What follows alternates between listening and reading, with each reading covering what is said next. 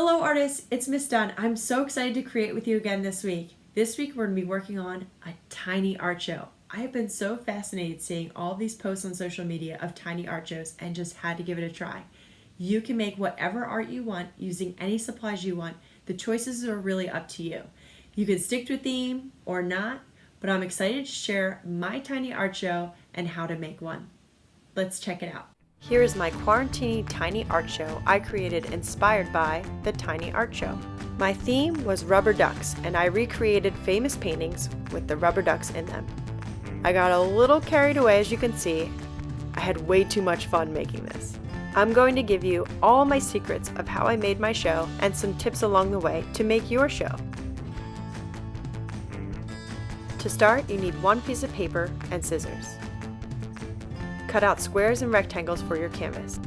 I used a pencil to sketch and watercolor to paint. Once I finished my paintings, it was time to make the frame. I used a new piece of paper and traced around my painting to know the size of the frame. I used a marker to color different style frames. Then I would check to make sure it fit.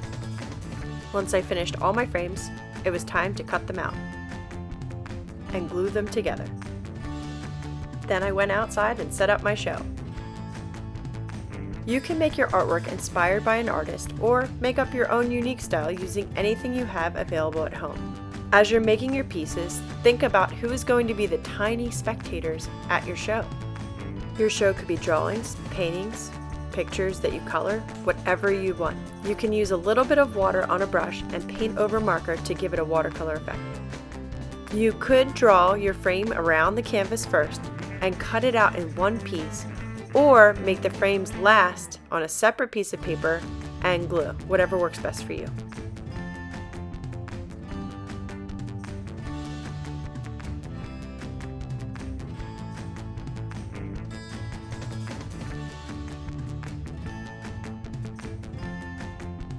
Don't forget to make a tiny art show sign.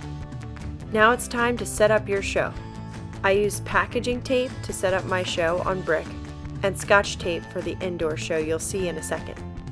Now it's time to position your tiny spectators and get down really low to start taking pictures. Even the tiniest of hands can make tiny art shows. Really, the whole family can get in on the fun. This show was made by my daughter, Ellie, who's almost 3.